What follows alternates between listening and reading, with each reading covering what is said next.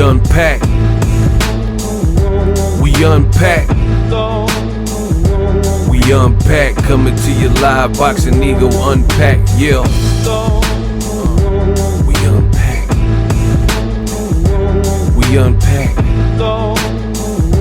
We unpack. Coming to you live. Facing Errol Spence directly after his accident is a lose-lose situation for Terence "Bud" Crawford.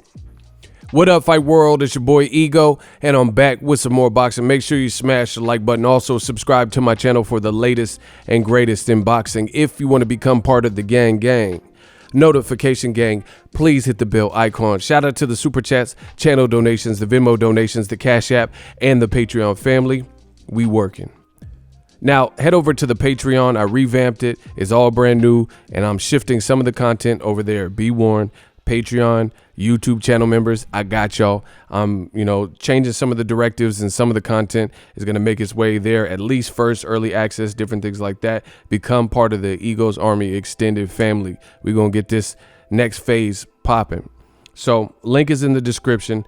That's a great way to support the channel. Another great way to support the channel, help us grow, help us build, help us do the next step in the evolution of Boxing Ego, is to click the link in the description box, sign up for ESPN Plus. Right now we're pushing the bundle. There's not much in the way of live sporting events, so we're pushing the bundle. That should change because UFC 249 is getting rescheduled for Florida, but I'm going to wait for the directives to come out from Disney, and I'll give you guys more information on how we're going to push that. But right now, cop the ESPN Plus bundle. That includes ESPN Plus, Hulu, and Disney Plus. All three apps, one price, $12.99. I personally have all three, and it may just help you get past this quarantine. So holla at that button. It does help the channel when you guys utilize that link. Let's get it.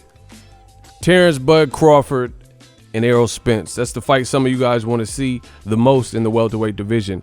Crawford did an interview, link in the description, and I'll jump into his quote straight away. If you like this format, you like what we do over here, smash the like button. I post daily content. If you're new, do live streams, all kinds of stuff. So if you are not subscribed, hit the subscribe button and the bell notification.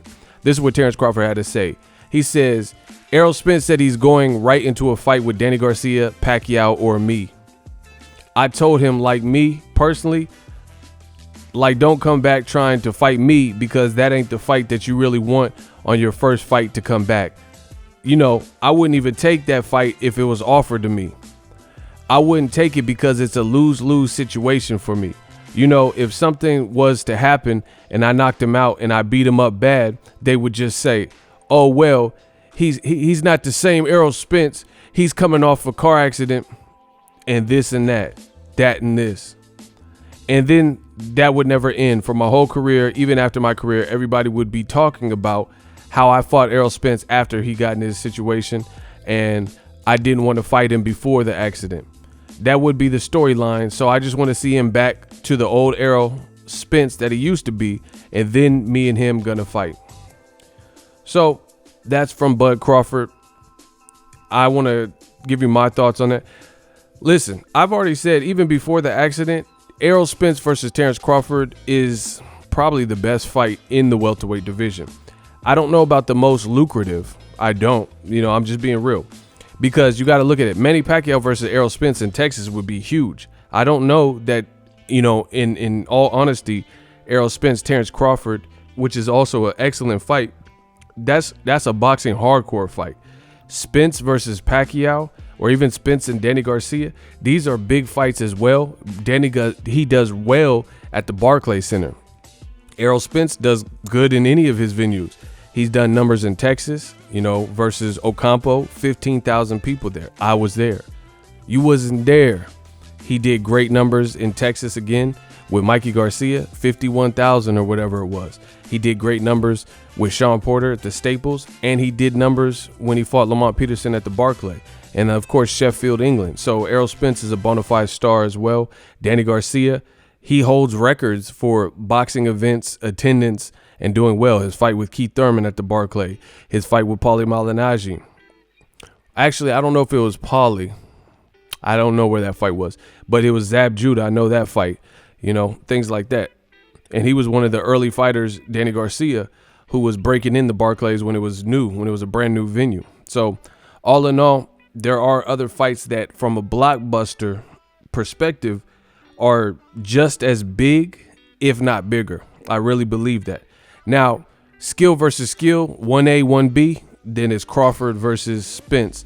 That is the name. Those are the two names that people feel are atop the division, at the welterweight division. But there's a lot of great options. And, you know, I feel bad for Crawford because I've enjoyed his journey and I knew this moment was coming. The bottom line is Crawford's too good for his own good. Top Rank, simply put, like I've said, I'm saying it bluntly for a while on my channel, new media, we control the narrative. Terence Crawford, simply put, he's too good. He's already ran through who he could that was even remotely close to being like on his level or somewhat of a competitive fight. He fought Mean Machine, mandatory, destroyed him in the end. He had a run for his money early, but those are some miscalculations and stubbornness that he did kind of early. But the end result was he stopped him in December. Jose Benavidez stopped him in the last round. And Benavidez, I don't think he's even fought since that fight. You know, he was supposed to fight Luis Collazo, and then he pulled out with injury or something like that. Jeff Horn, he's not even in the division anymore. First fight at welterweight, Crawford stopped him. You know, Amir Khan stopped him. Bro, Crawford's been on a tear, and the only thing left at the 47-pound division is the elite. That's the only thing, you know, the elite or the guys with names, you know, Bertos, Broners, Jose Cito Lopez, or the guys who are considered a level above at that point of their career that are like the A-listers, the guys like Errol Spence, the guys like Danny Garcia, the Keith Thurmans, the Manny Pacquiao's, etc. Other than that, that's like, you know, really his options. Who really wants to see Crawford versus Besputin, you know, and these other names that you don't even know who they are really. You know, I know Besputin personally, like he fought on the Monte Carlo card, but I'm saying overall boxing fans, they don't really know some of these guys, you know, Egis Kavalauskas and stuff. I know because, like I said, I cover boxing, but they're still not naming people. Those names don't ring bells, if you will. So Errol Spence, although it's a good fight, it's not going to happen next. You know, this pandemic messed up things too because it pushed everything out. Boxing is already losing valuable months in the first half of the season. So we don't know. We don't know if they're going to come back and do fanless venues. We don't know if they're going to, even if they do that, are they going to be good fights? You see what I'm saying? UFC is a little bit different because they're doing Tony Ferguson with no fans, Tony Ferguson and Gaethje, but they have a built-in base that would probably pay for the pay-per-view. Versus boxing, not everyone's a pay-per-view star, so you can't just put certain fights on pay-per-view and expect to do numbers. I mean, I don't know, unless things change because of the pandemic and maybe people are just thirsting for boxing, but some guys aren't really there yet in terms of pay-per-view. So it's going to be interesting to see how this plays out. But Crawford, you know, I agree with him. It's better to see how Errol Spence looks with somebody else because this is the fight that is the hardest to make, Top Rank fighter and a PBC fighter versus Errol Spence's other options. Most of those guys are with PBC or have been working with PBC for a few fights, and those are just easier to facilitate. So you want to get it right on the one fight that everybody has in the back of their heads, in the back of their minds, that is harder to make. You want to make sure it's the event that it's supposed to be. So personally, I would like to see Errol Spence in Junior back in general. I just want to see how he looks. I think that's the burning question. But me, I'm not sweating it. I know people on Errol Spence's team, and I'm giving him the full benefit of the doubt and the respect as a man to let the public know what it is. Like, there's a lot of people that Errol got into his situation, and they were speculating, saying this and that, and he won't fight, and he's crippled, and, you know, people were speculating because he showed up and did the interview at a fight that I was at. I was at Charlo Harrison 2 in Ontario, California. And he did his first public appearance / interview with Brian Kinney. And Brian Kinney was interrogating him. And people were saying, oh, his speech sound bad and things like that. But you guys have to understand this. You have to understand this, bro. I remember exactly where I was because I was in a hotel because they did a PG&E power outages. So I had no power at the crib, because the fires. That was in October. So that's when Errol got in that accident, in October. I covered Charlo, and I remember that fight clearly too because I ended up getting sick right before it, and I went to the fight and I was, actually felt a little bit better by the fight. But I ended up missing the weigh-in and stuff because I was just like, I was in the hotel, like, just not feeling good, But anyway, that was in December.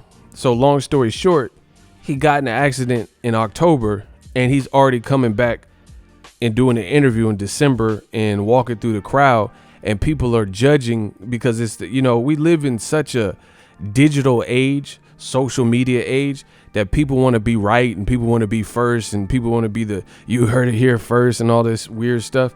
So the good thing about the internet is it passes information really fast. Any current events, a celebrity dies, NFL draft, you hear about this stuff. Tiger King memes, you hear about it real quick. But the downside is it gives everybody an opinion, and some people don't know what they're talking about, and or they don't deserve to have their opinion broadcasted to an audience. You see what I'm saying? And there were a lot of people that were disrespectful of Errol Spence, and just posting up his mugshot, making jokes and shit, weirdo behavior. And they're saying, a lot of people overly judging him. You didn't see me doing that. People are, his speech is dead. Bro, you have to put this in perspective. Errol Spence shouldn't even be alive technically, let alone getting an accident in October and you making appearances walking by yourself without like a wheelchair or something in December. And people are like analyzing his speech is different. He's not going to be the same the way he's talking. And then you look at Errol Spence, a couple more months have passed. Errol Spence's speech sounds much improved. He just did interviews on podcasts. He just did I seen him on the news because he was giving back to the community and gave some water bottles to DeSoto, Texas. He was doing the Instagram live feed with Ray Flores, and his speech actually sounds a lot better. Sometimes when you get dental work or veneers or whatever, it takes some adjustment. It's an adjustment period and acclimating. I never had dental work like that, but I had grills before, and the gold grill is the same thing. The gold grill, you got the gold grill in your mouth has to get acclimated to it. So, I just feel people judged too prematurely. So I think Crawford is right in his assessment. If he were to fight right off rip, fight Errol Spence, and then if it looked like how it wasn't competitive or something, and it looked like a fight, it played out how people didn't imagine it would play out, then he wouldn't get the full credit anyway. So looks like this fight will wait.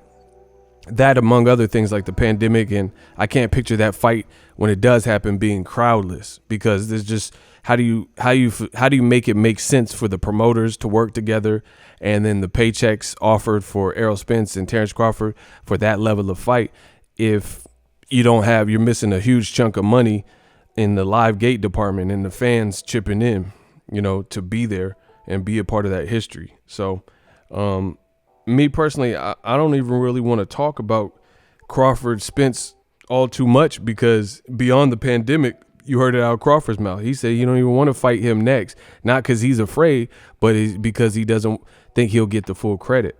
So, there's a lot of old media people pushing the agenda of naming all these fights. You see a lot of the old media who detest PBC, and they're pushing for all like DAZN fights and PBC guys. Just stop it. Stop it. Crawford's saying himself he don't want to fight Errol Spence straight away, because when it does happen, he wants to make sure he gets the max credit and there will be no excuses or reasons why he won. And I respect that, because that means he really wants the best versus the best. He respects Errol Spence. Errol Spence definitely respects him as well. It's a mutual thing. And he's saying, I want to fight him and, just acclimate, come back and show us that you're the same person, and then we can scrap whenever. But he just wants to make sure he gets that credit. We unpack. Let me know what you guys think. Crawford versus Spence. Crawford, he did the noble thing. He said, I respect Crawford, bro. That's just what it is. He's a true scrapper. He's a throwback mentality, throwback fighter. Because at the end of the day, at the heart of it all, he really wants to scrap. And so much to the point where he don't want it to be excuses. So he's like, I don't need no help. I don't need any shortcuts. I want to fight the full regular Errol Spence that we all have come to watch and follow and appreciate. So I don't need a handout. I don't need Errol Spence at a vulnerable moment potentially. I want the regular Errol Spence Jr. So let him shake off cobwebs that may potentially be there, and then I'll be there. Respect. Let me know what you guys think. Drop your thoughts in the comments section. Also, head over to the Patreon or hit the join button. We just smashing, we working. In a recession is still a blessing. We unpack.